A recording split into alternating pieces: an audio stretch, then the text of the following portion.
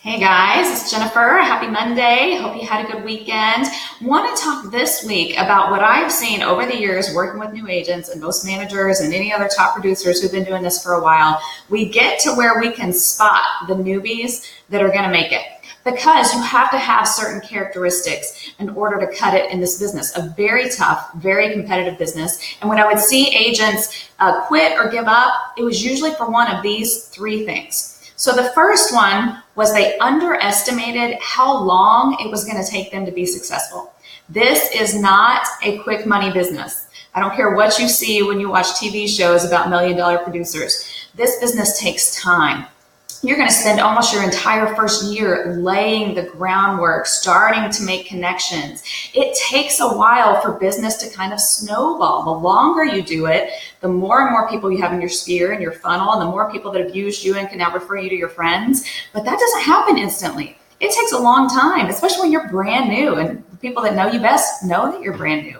They may not want a brand new agent to handle their largest financial investment. So you've got to prove yourself. You've got to stick it out. And so that means a couple things. First of all, financially, you need to make sure you are in a position to go a while without a paycheck.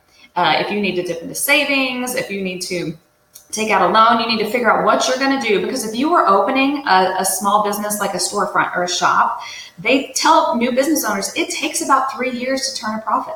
That's how long it takes to get a new business going. You are a new business now. So you need to financially take the steps, because you are wasting your time and your money. If you can only afford to do this for 6 months, you're probably not going to have made enough to keep going. So make sure you have some kind of plan in place. Second of all, you need to have a long-term mentality. I saw so many agents quit after 6 months or 12 months because their business wasn't where they thought it would be. It's not going to be that great after 6 or 12 months. But if you stick it out 2 years, 3 years, 4 years, and that business grows every single year, eventually you're making 6 figures and a great income and you're selling a lot of houses. But it takes time. So know that you are going to have to put the time in.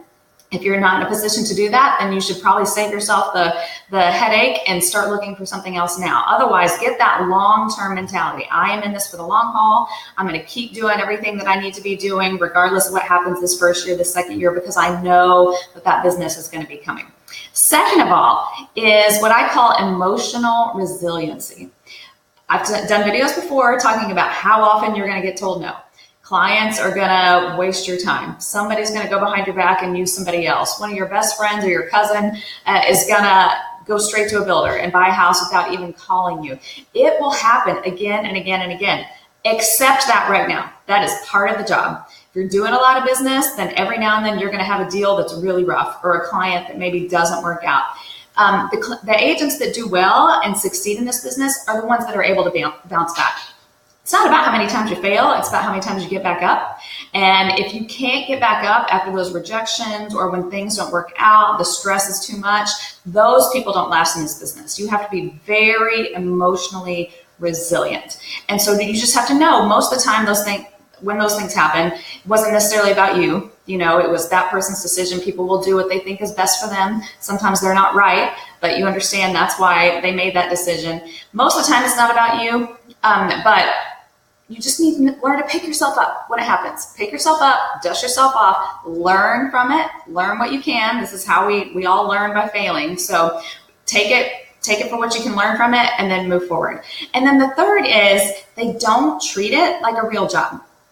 If you, guess what, you're an entrepreneur now, you're going to work more than you ever worked before at any 9-to-5 job or any corporate position. You're going to work harder. You're going to work 7 days a week. You're going to work evenings. You are going to have to hustle. And a lot of people get into real estate because they think, oh, the schedule is flexible and I can work from home. Sitting at home in your yoga pants, sending emails is not going to make you a successful agent. You got to get up, get dressed, go to the office, go to networking events, make phone calls, be meeting people. Look at your schedule for the week. Schedule all your time out, and if you don't have a minimum of 40 hours of things that you were doing in real estate, then you're not working a full-time job. This is a part-time hobby for you, and part-time hobbyists are not people that become really successful. So you have to treat it like a job. If you are not really disciplined to make yourself do it, you need to get with your manager or your coach or somebody who is going to hold you accountable and say, you have to come in the office at these times. You have to make this many calls a week. But mostly you need to do it for yourself. If you are not motivated or self-motivated enough to make yourself work and hustle and grind, then that's another reason that we see agents just not make it. The flexible schedule eventually just gets so flexible that they're not doing anything other than calling themselves a realtor and maybe showing up to a broker open house and eating the free food every now and then. So you've got to treat it like a job. So if you can do those three things right now, get a long-term mentality in your head, learn to bounce back and learn from mistakes and things that go wrong, and treat this like a real job. Set your schedule. Just like if you had a manager who's expecting you to do 40 hours a week, you are going to do those 40 hours a week, if not more.